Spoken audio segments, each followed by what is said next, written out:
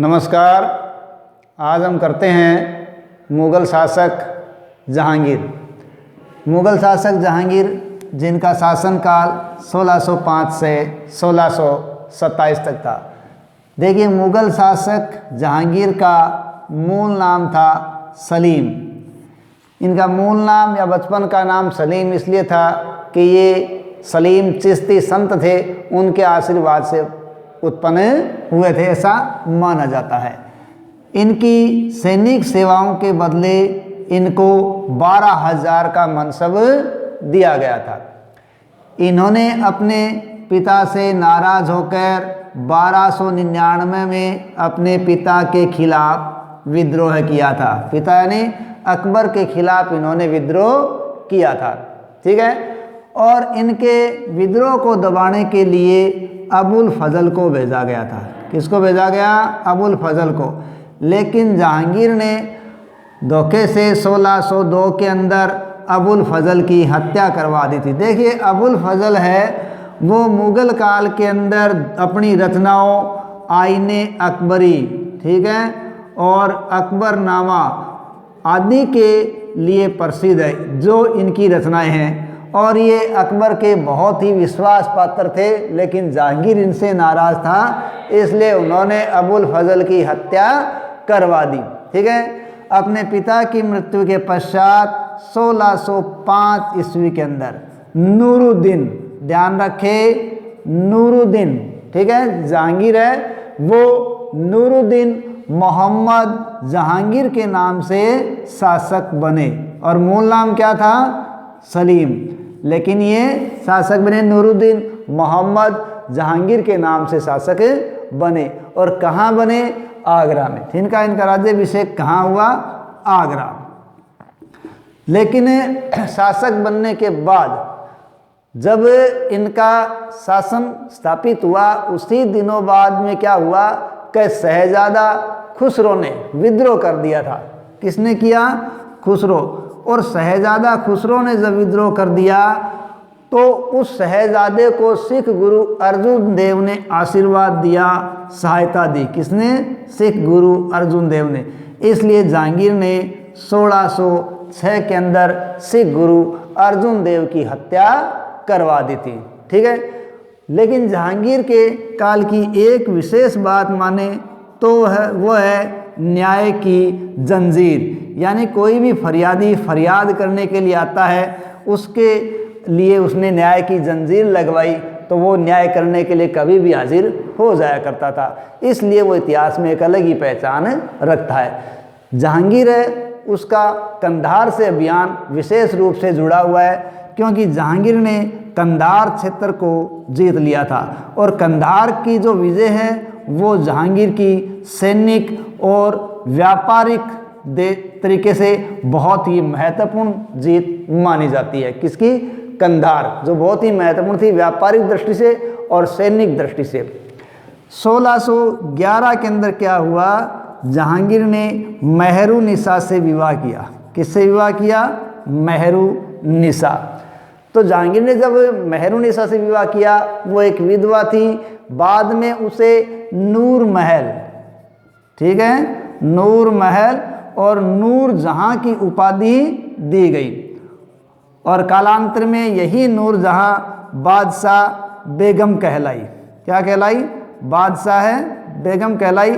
और मुग़ल रानियों के अंदर केवल नूर जहां ऐसी रानी थी जिसके नाम के सिक्के डाले गए, ठीक है, या जिसका नाम सिक्कों पर अंकित किया गया था।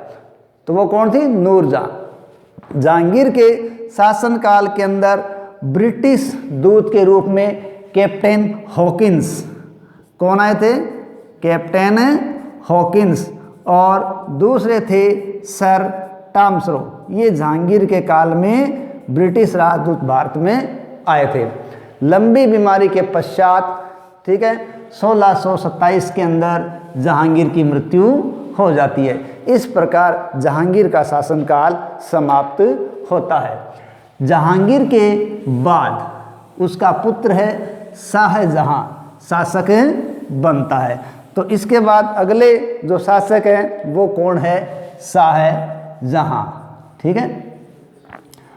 तो इस प्रकार शाहजहां किसके पुत्र हैं? वो है जहांगीर के, जिन्होंने 1627 से 1658 तक शासन किया था।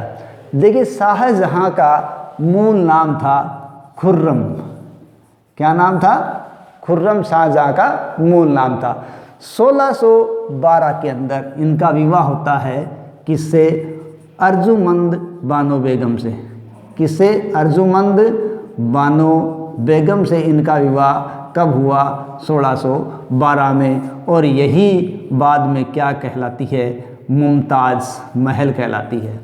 ठीक है, तो मुमताज़ का नाम क्या था? अर्जुमंद बानो बेगम।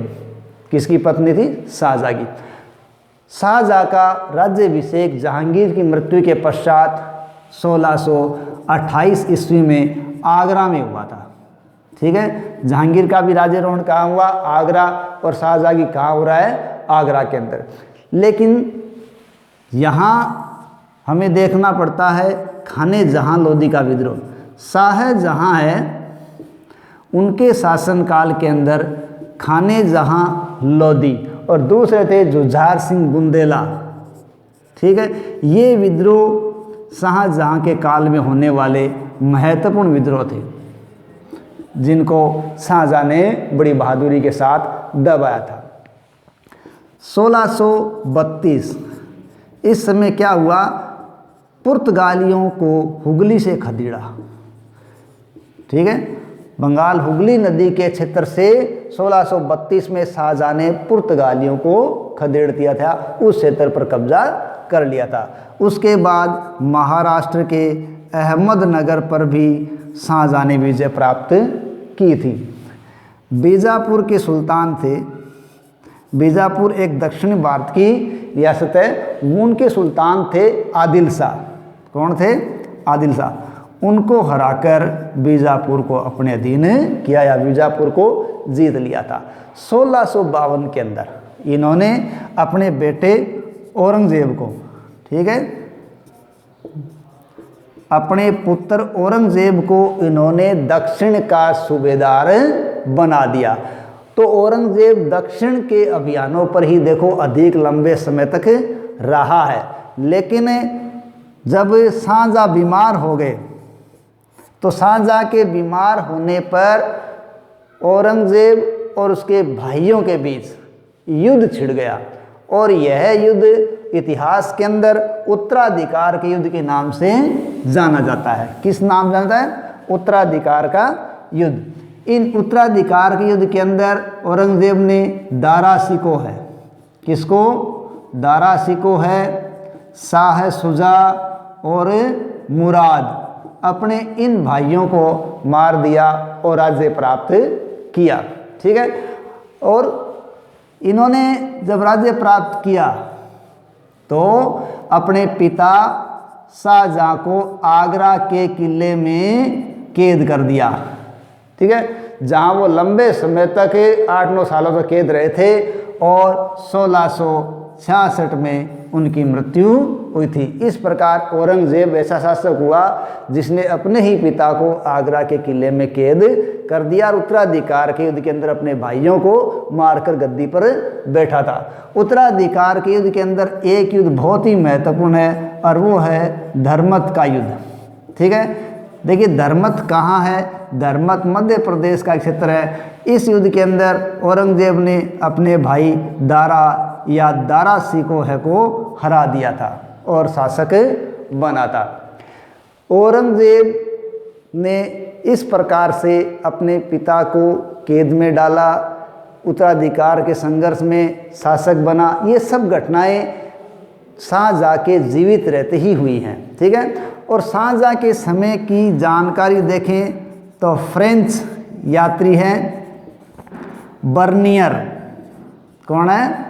बर्नियर और ट्रेवर नियर।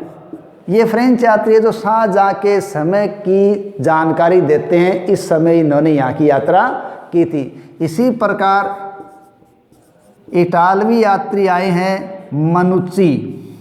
उन्होंने भी सांझा के समय यहाँ की यात्रा की थी और सांझा के समय की जानकारी हमें इनके साथ स्रोत से भी या लेख से भी पता चलती है। धन्यवाद।